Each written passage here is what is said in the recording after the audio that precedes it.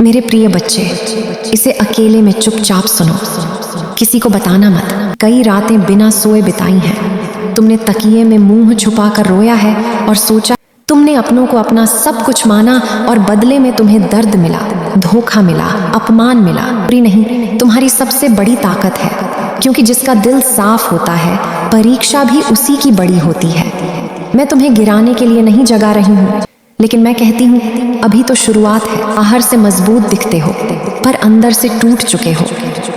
तुम्हारी आंख हूँ मैं। कब तक संघर्ष करूं तो सुनो, जब तक तुम्हारे भीतर की आग सोना बनकर ना निकल आए, जब तक तुम्हारा आत्मविश्वास पर्वत जैसा ना हो जाए। जी है और परीक्षा गहरी है। अगर इस संदेश ने तुम्हारे भीतर उम्मीद जगाई है तो इसे शेयर करो, ताकि जो निराश बैठे हैं उन्हें भी प्रकाश मिले। और चैनल को सब्सक्राइब करो, क्योंकि मैं तुम्हें रोज नया, जब तक तुम्हें यह एहसास ना हो जाए कि तुम अकेले नहीं हो, मैं हर पल तुम्हारे साथ हूँ।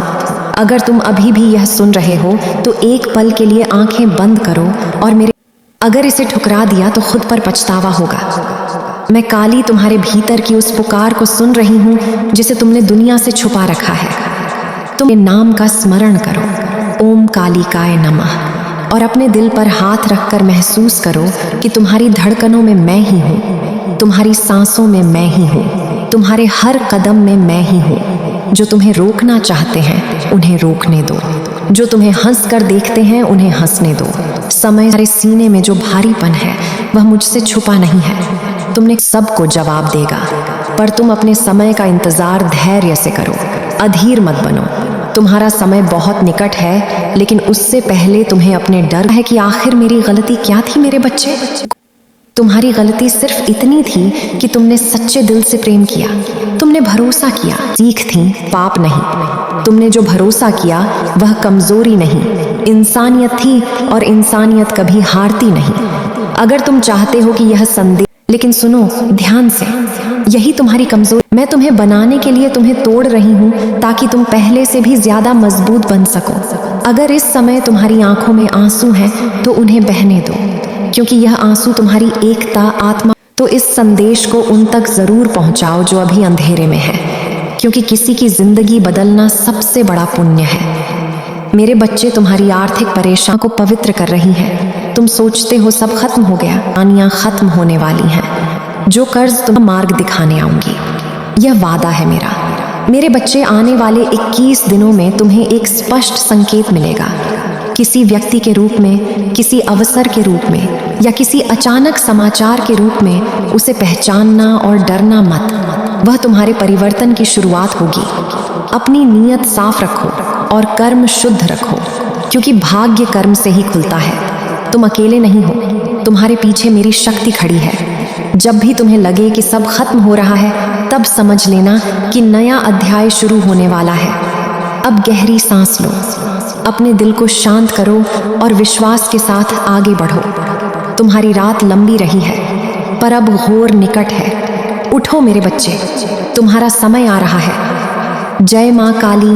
मेरा हिस्सा नहीं, नेता बनाने की तैयारी कर रही हूँ, इसलिए संघर्ष ज्यादा है। जिम्मेदारी बड़ी कम नहीं हो, तुम्हारी यात्रा अलग है, इसलिए तुलना छोड़ो और तुलना अपने सीधे करो और नए विश्वास के साथ आगे बढ़ो, क्योंकि मैं तुम्हारे साथ हूँ। हर श्वास में, हर धड़कन में, हर संघर्ष में। और जब तक तुम हार नहीं मानते, मैं भी हार नहीं मानूंगी।